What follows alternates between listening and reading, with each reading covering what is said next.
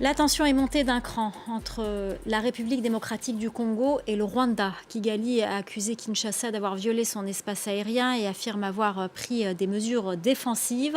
Un avion de chasse congolais a été touché par un tir rwandais. Les autorités congolaises nient avoir violé l'espace aérien de leurs voisins et qualifient l'attaque de leur Sukhoi d'acte de guerre. Les précisions à Kinshasa d'Aurélie Bazara-Kibongula.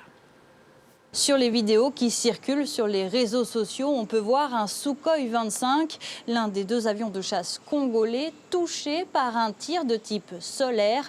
Quelques minutes après le tir, cet avion s'est posé sur la piste de l'aéroport de Goma.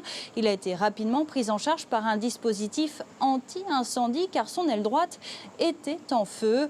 Le porte-parole de l'armée à Goma nous expliquait cet après-midi que cet avion a quelques impacts mais qu'il devrait rester opérationnel. Dans un bref communiqué, le Rwanda affirme que cet avion congolais a violé son espace aérien hier vers 17 h en survolant le district frontalier de Rubavu. Kigali ajoute, je cite, que des mesures défensives ont été prises sans donner plus de détails sur la nature de ces mesures. Alors ces accusations sont démenties par Kinshasa.